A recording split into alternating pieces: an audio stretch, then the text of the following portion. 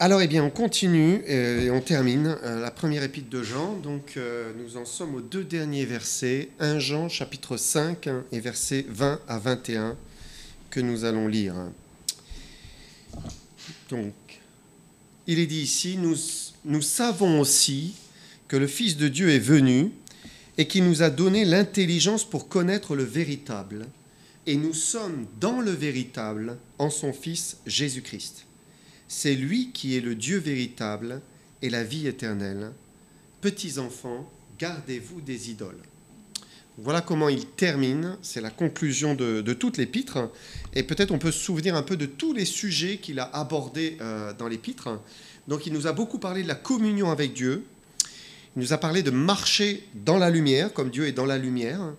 Il nous a parlé de l'importance de la communion avec les frères. Celui qui aime Dieu, eh bien, il aime aussi son frère, c'est obligatoire. Sinon, comment peut-il dire qu'il aime Dieu qu'il ne voit pas alors qu'il n'aime pas son frère qu'il voit? Jean fait aussi la distinction entre le vrai croyant et le faux prophète. Il va dire par exemple, celui qui dit qu'il demeure en lui doit marcher aussi comme il a marché lui-même. Et puis tout au long de l'épître, il va argumenter aussi pour dévoiler ceux qui se font passer pour chrétiens. Donc il va dire qu'il est important d'éprouver les esprits. Que le frère, c'est celui qui se déclare publiquement pour Jésus-Christ. Publiquement, il dit qu'il est venu en chair. C'est aussi quelqu'un qui ne pratique pas le péché d'une manière habituelle. C'est quelqu'un qui aime les frères parce que Dieu est amour. Et un frère, c'est celui qui croit que Jésus est le Christ. Jean dit, celui-là est né de Dieu. Et puis il termine ici en disant que l'enfant de Dieu, c'est celui qui sait qu'il a une communion avec Dieu au travers de Jésus-Christ. Alors on va relire ce verset 20. Nous savons aussi que le Fils de Dieu est venu et qui nous a donné l'intelligence pour connaître le véritable. Et nous sommes dans le véritable en son Fils Jésus-Christ. C'est lui qui est le Dieu véritable et la vie éternelle. Donc par véritable, quand il emploie le terme véritable, il faut comprendre tout ce que sous-entend le terme. Et le véritable, eh bien, c'est le réel, c'est le vrai, le véridique, le sûr. En fait, c'est tout ce qui est opposé à ce qui est facieux, qui est contrefait, qui est imaginaire. Et lorsqu'on saisit Christ pour son Seigneur, pour son Sauveur, on peut dire qu'on entre dans une sphère qui est nouvelle. Puisque soudain on prend conscience qu'il y a comme un voile qui se lève devant nos yeux. Avant, eh bien, on ne comprenait pas les vérités spirituelles de la parole de Dieu. Nous n'avions pas une communion réelle avec Dieu. Et même si nous pouvions croire en l'existence de Dieu, nous n'étions pas dans le véritable. Mais en croyant au nom du Fils de Dieu, en saisissant ce salut par la foi, la repentance, Dieu nous ouvre les yeux, il ôte le voile, et spirituellement, on peut dire que c'est comme le jour qui vient dans notre vie. Et en cela, eh bien, on quitte une sphère, la sphère des ténèbres, de l'incrédulité, et on entre dans la sphère de la lumière, de la foi, de la confiance en Dieu.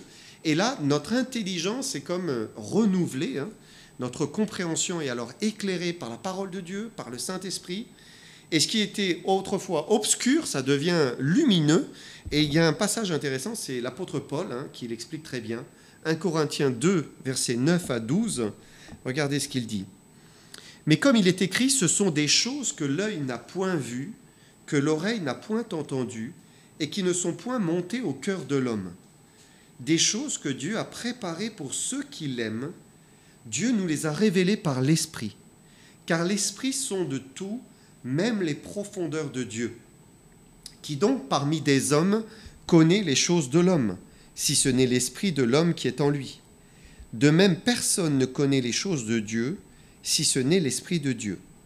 Or nous n'avons pas reçu l'Esprit du monde, mais l'Esprit qui vient de Dieu, afin que nous connaissions les choses que Dieu nous a données par sa grâce. » Et la vérité sur la personne de Dieu, sur le moyen de le rencontrer par la grâce, sur le plan du salut, et puis sur le ciel, l'éternité que Dieu offre à quiconque croit, tout cela, eh bien, ce n'est pas monté au cœur de l'homme. Personne n'y a jamais pensé par lui-même, parce que l'esprit de l'homme ne connaît que les choses des hommes, en fait. Il ne connaît pas les choses de Dieu. Et donc, il fallait qu'il y ait une révélation d'en haut, une révélation divine. Il fallait que ça descende, que Dieu descende et vienne nous éclairer sur tout ce qui concerne sa personne et le ciel.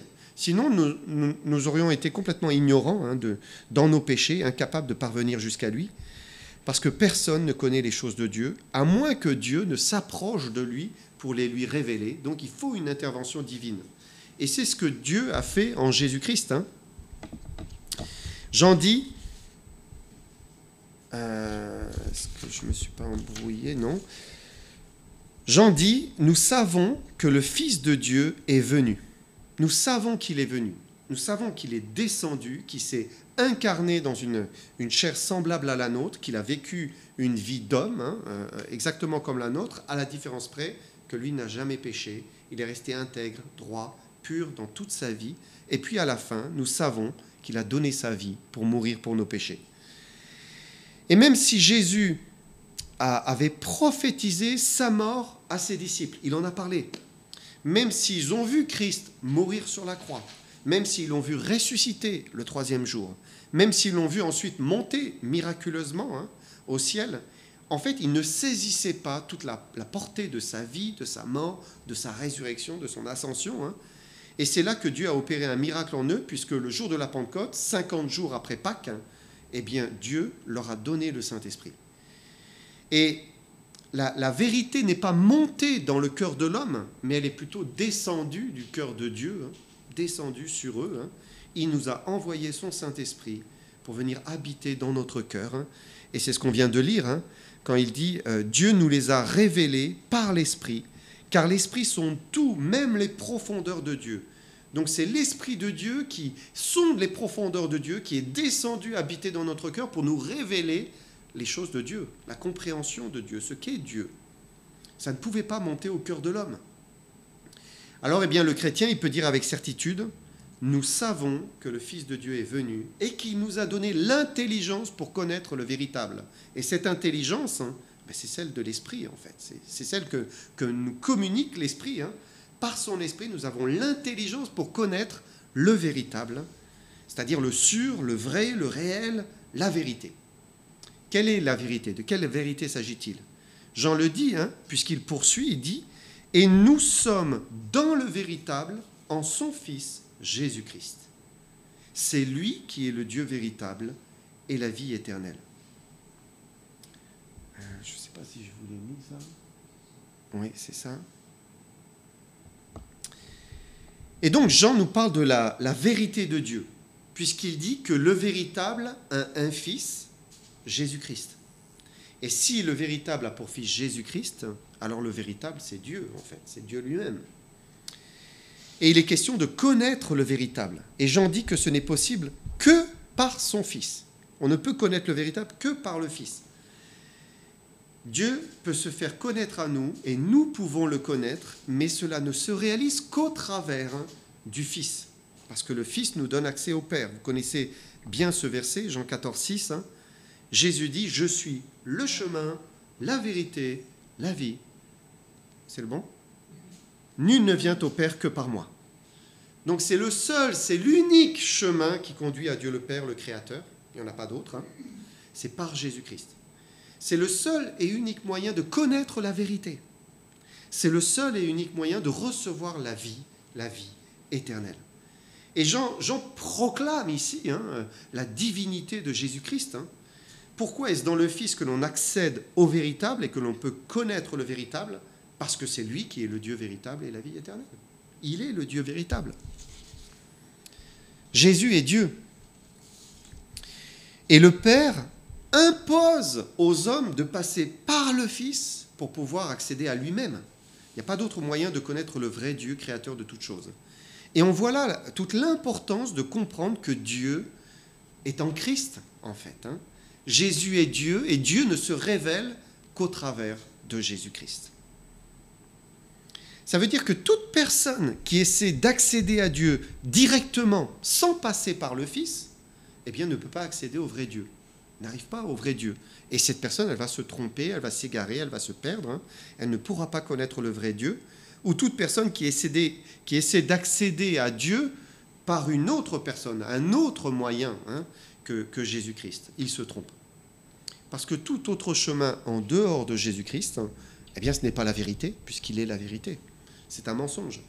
Et ça ne mène pas à la vie, parce que c'est Jésus-Christ qui est la vie. Ça mène plutôt à la mort. Alors le monde dit, mais l'important c'est de croire en Dieu. C'est surtout de croire en Dieu, qu'importe la religion, puisqu'il n'y a qu'un seul Dieu. Et oui, c'est vrai, il n'y a qu'un seul Dieu. Mais ce Dieu-là dit, je suis le chemin, la vérité et la vie. Nul ne vient au Père que par moi. Donc l'assertion qui dit que croire en Dieu, ça suffit, et qu'il n'y a qu'un Dieu, qu'importe la foi ou la religion, ça n'a pas d'importance, c'est faux. C'est entièrement faux, c'est une erreur, c'est un raisonnement qui est trompeur. Jésus le contredit catégoriquement en disant que le Dieu véritable et la vie éternelle, c'est lui-même. Il n'y a qu'en lui qu'on accède au Dieu véritable. Alors j'aimerais vous donner, c'est toujours une bonne chose de se rappeler des versets de la parole de Dieu, des versets qui nous parlent de la divinité de Christ. Quelques versets, je ne vais pas voir tous les versets, mais simplement quelques-uns, où on voit qu'il est le vrai Dieu. Donc peut-être un des versets dont vous vous souvenez, Jean 1, versets 1 à 3. Au commencement était la parole, et la parole était avec Dieu. Et la parole était Dieu. Elle était au commencement avec Dieu. Toutes choses ont été faites par elle, et rien de ce qui a été fait n'a été fait sans elle. Verset 14. Et la parole a été faite chair, et elle a habité parmi nous, pleine de grâce et de vérité. Et nous avons contemplé sa gloire, une gloire comme la gloire du Fils unique venu du Père. Quoi de plus limpide quand vous lisez cela Au commencement de la création était la parole, et la parole était Dieu. Tout a été fait par elle, rien de ce qui a été fait n'a été fait sans elle. Puis la parole s'est incarnée, elle s'est faite chair, Dieu s'est incarné dans un corps humain, Jésus-Christ. Un autre verset, Matthieu 1, verset 23. Voici la Vierge sera enceinte, elle enfantera un fils, et on lui donnera le nom d'Emmanuel, ce qui signifie Dieu avec nous. Donc, Jésus le Fils a pour nom Dieu avec nous. Parce que Dieu est réellement, il s'est approché de nous réellement par le Fils. Et il est toujours avec nous en Jésus-Christ. Un autre verset, Matthieu 28, verset 19. Il dit, « Allez, faites de toutes les nations des disciples, les baptisant au nom du Père, du Fils et du Saint-Esprit. » Là, ce qui est intéressant, c'est le singulier. Donc, il est question de baptiser le disciple au nom singulier du Père, du Fils, du Saint-Esprit. Ça veut dire qu'il n'y a qu'un seul nom pour le Père, le Fils, le Saint-Esprit. Ce seul nom, c'est bien sûr Dieu. Dieu est à la fois le Père, le Fils, le Saint-Esprit. L'apôtre Paul, Colossiens 2, 8 et 9. Prenez garde que personne ne fasse de vous sa proie par la philosophie et par une vaine tromperie, s'appuyant sur la tradition des hommes, sur les principes élémentaires du monde et non sur Christ. Car en lui habite corporellement toute la plénitude de la divinité. C'est beau cette expression, la plénitude de la divinité, ça signifie, la plénitude c'est ce qui remplit, ou ce dont une chose est remplie. Et Jésus l'homme, puisqu'il est parlé du corps humain, Paul utilise le mot corporellement, en Jésus l'homme habite l'entièreté, la totalité, la plénitude de la divinité. Donc Jésus était pleinement Dieu sur terre, et il est toujours bien sûr dans l'éternité. Mais ce que dit la Bible, c'est qu'en fait, quand Jésus-Christ est descendu sur terre, il a enlevé sa forme extérieure de la divinité et il a revêtu une forme extérieure humaine. C'est ce que dit Philippiens. Regardez Philippiens 2, 5 à 8. Philippiens, donc c'est l'apôtre Paul qui dit « Ayez en vous les sentiments qui étaient en Jésus-Christ, existant en forme de Dieu. » Forme, c'est morphée. Vous pouvez penser à la morphologie. C'est la forme extérieure. Donc, existant en morphée de Dieu, en forme de Dieu extérieur, il n'a point regardé son égalité avec Dieu.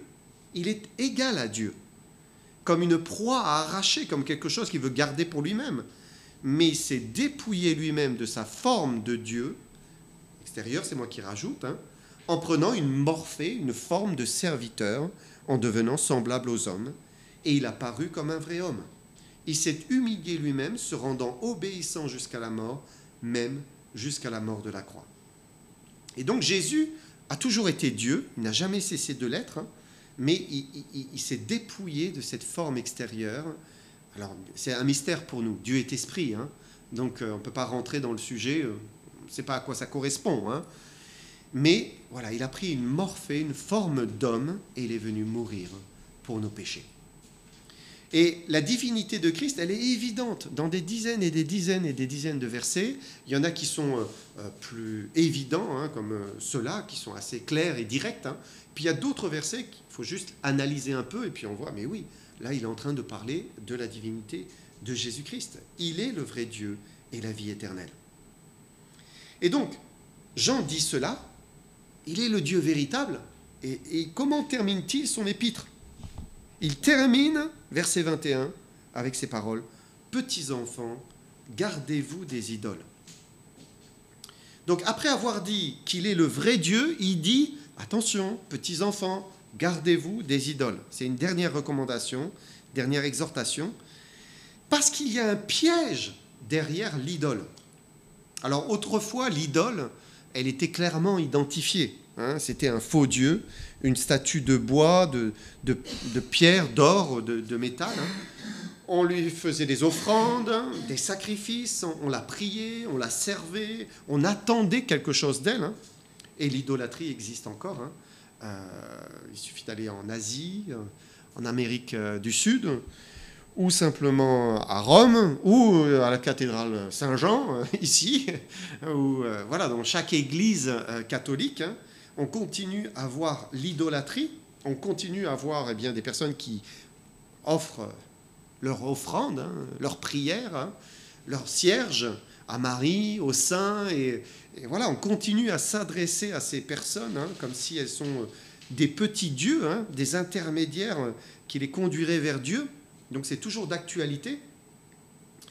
Mais il y a aussi tout un pan de la société occidentale, il faut le dire, qui semble s'être affranchi des idoles, qui semble s'être affranchi.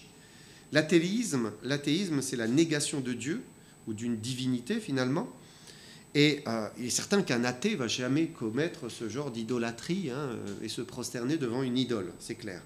Mais est-ce que l'idolâtrie a pourtant disparu aujourd'hui ? Le mot idole, c'est eidolon en grec. Et la définition, c'est une image, une ressemblance. Donc l'image d'un dieu païen, par exemple, ou d'une statue, une représentation. Mais ça peut être aussi une image dans l'esprit, dans l'imagination. En fait, ça peut être finalement quelque chose qui remplit l'esprit, le cœur, qui obsède. Et en fait, l'idole, c'est tout ce qui devient un objet d'adoration autre que la personne du vrai Dieu, en fait. Quand Dieu nous a créés, il nous a créés avec cette faculté d'adorer, c'est-à-dire d'aimer plus que tout, au point d'être prêt à donner tout pour la chose, pour l'objet, pour la personne, ou pour l'action qui prend toute la place dans notre cœur. Et finalement, c'est ça l'adoration, c'est mettre à la première place dans son cœur, c'est l'objet de toute son attention. C'est ça, idolâtrer. Et après nous avoir dit que Jésus-Christ est le Dieu véritable et la vie éternelle, il nous dit, attention, gardez-vous des idoles. C'est-à-dire, gardez-vous de tout ce qui va venir remplacer Dieu dans votre cœur. Ça va prendre une dimension. Que dit Dieu ? Il dit, tu aimeras le Seigneur, ton Dieu, de tout ton cœur, de toute ton âme, de toute ta pensée, de toute ta force. Donc, voilà. C'est ça le premier commandement, c'est l'aimer lui, c'est l'adorer lui, il n'y a rien qui est en premier dans notre cœur à part Dieu. C'est lui qui a tout notre cœur, parce qu'il est le vrai Dieu. Donc c'est pour cela qu'il dit gardez-vous des idoles. Il n'y a qu'un vrai Dieu, c'est le Père qui s'est révélé au travers du Fils, et qui nous a permis de le comprendre par le renouvellement de l'intelligence qu'a opéré le Saint-Esprit en nous. Donc, il dit, nous sommes dans le véritable, en son Fils Jésus-Christ. C'est lui qui est le Dieu véritable et la vie éternelle. C'est lui, le Dieu véritable. Voilà, on va s'arrêter ici. Que le Seigneur vous bénisse.